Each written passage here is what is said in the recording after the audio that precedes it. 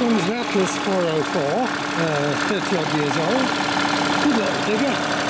The digger does all the work. You jack it up with the boom, and presuming that the offending track has removed itself. So having removed the access plate to the track tensioning grease point, you remove the grease nipple, or grease point. In this case, 22mm spanner. Probably 7/8 AF actually, but I'm not going to argue about that. So we take that out. Then compress the idler wheel to push the grease out of the system. And a large wooden or other lever is good for this job. Push it as far back as it will go. And then we have the grease to clean out of the hull. The front of the machine, we take the sprocket off. Clean out all the Allen screws first. They will probably be exceedingly tight, and take the ring gear off, the sprocket off. It will probably need a whack with a hammer to loosen it, but this one was off last year so it didn't. Good time to check the bearings in all the idlers and rollers. These are okay because I did them last year. Now this is a very second-hand track that I managed to beg from a fellow 404 owner who had replaced his tracks the other year.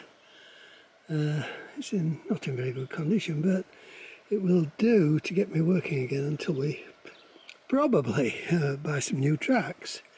So what we have to do is manipulate the unreasonably heavy and awkward thing into position, lift it over the slider and over the idler, and well, I'm not looking forward to this, it's too heavy for my liking. And I've just remembered that on this digger it's easier to do this job with this top guide rail off.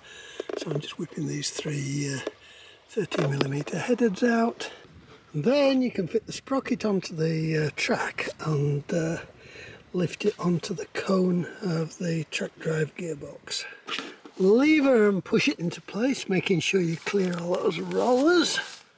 Carefully line the screw holes up and try and get one screw in, and then turn the track and the sprocket and until the thing centralises a bit better so that you can get other screws in. It can be useful to have a over-lengthed screw for line-up purposes. Then you rotate the track 180 degrees and try and get another one of those screws in the track sprocket. So that's it. I've got most of these screws back in. I'm going to replace them actually because they're a bit chewed up. They're M10 by 25 socket-headed cap screws.